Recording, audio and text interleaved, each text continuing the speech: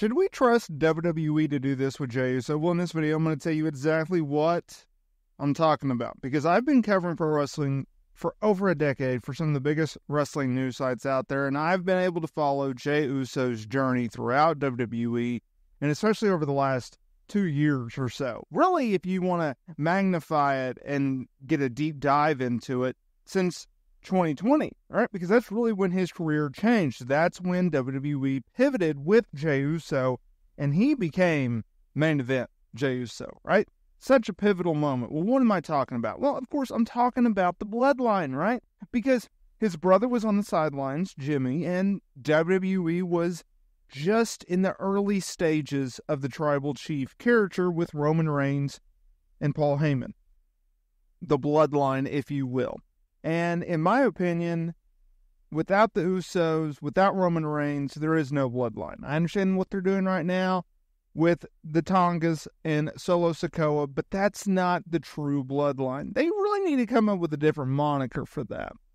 Because what started the bloodline was, of course, Roman Reigns embracing the heel run. Him aligning with the wise man, Paul Heyman. And then it was the feud with Jey Uso, because Jey Uso, he wanted to be the tribal chief. And I do think it's funny that the ongoing storyline with Solo Sikoa right now is the next match he loses, he's no longer the tribal chief, yet Roman Reigns had lost matches, just not been... Well, he had been pinned up to WrestleMania 40, at least once. I don't know, sidebar there. And if you look at Jey Uso, that feud with Roman Reigns in 2020 was so pivotal to the storyline. It was so pivotal to Jey Uso.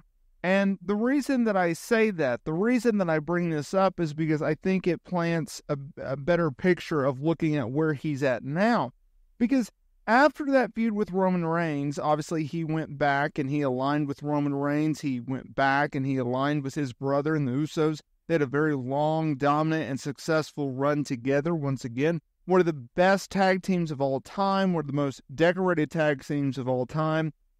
And then when Jey Uso turned babyface, things really picked up again.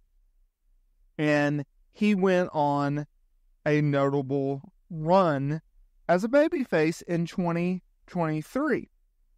And they put him on Raw.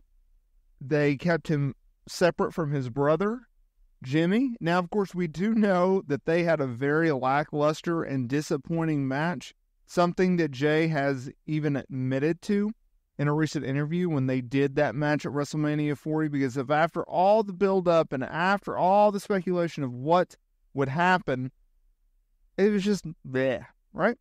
And so now we're in 2024, middle of it, and Jey Uso, well, he's had big matches.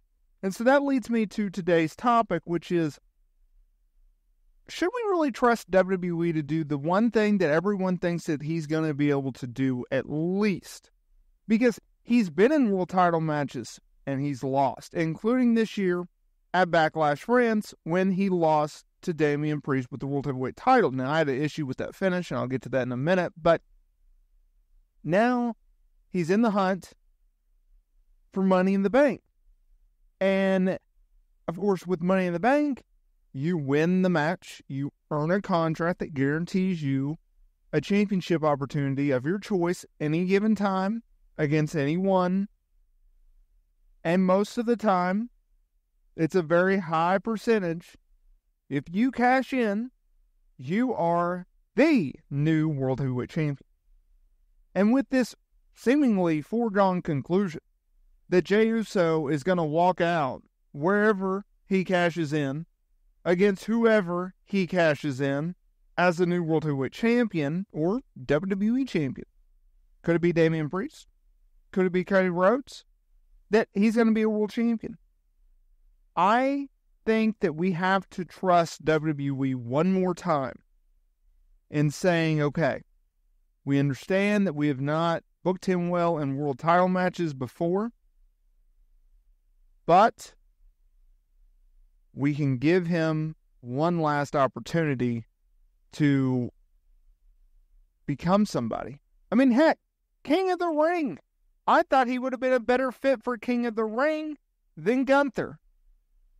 I thought Gunther had been protected for so long as Intercontinental Champion that he didn't need to win King of the Ring. You put someone over like a Jey Uso, that means something. Because after a while, if you book a guy in big matches, yet he continuously comes up short, whether it's because he takes an L because of his own fault or outside interference, fans pick up on that. Fans notice that, and fans take issues with that. And so if you beat a guy over and over and over again in big opportunities, well, guess what's going to happen? Fans are not going to buy in. They're not going to give you the same reaction. They're not going to buy his t-shirts. They're not going to tune into his segments. They're not going to check out his social media, right? They're not going to pay a ticket to go see him live. There's a ripple effect behind these booking decisions. And so when he continuously comes up short, you have to wonder whether or not that's just his MO in WWE, where he's an upper card guy, but he's never going to be the guy. And I think by giving him the Money in the Bank victory, it would back up the narrative, or it would squash the narrative that he can't win big matches. And it's like, no, this is a different time, this is a different place, this is a different era. This is Jey Uso. This is main event Jey Uso.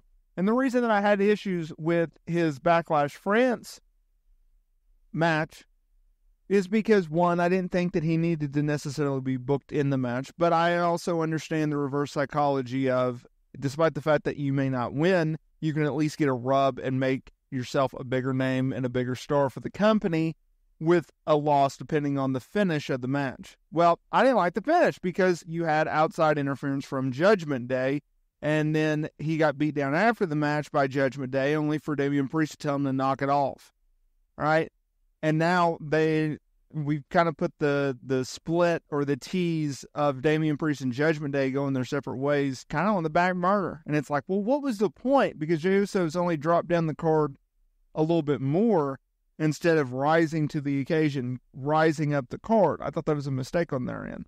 Now, of course, I think we're eventually going to get an Usos return and a reunion, because the last time we saw Jimmy, he got laid out by the Bloodline, right? And I think when Roman comes back, you have him and the Usos together as baby faces, right? Jay's already a baby face. Roman will be a baby face because Solo Sikoa is now the evil leader of the Bloodline.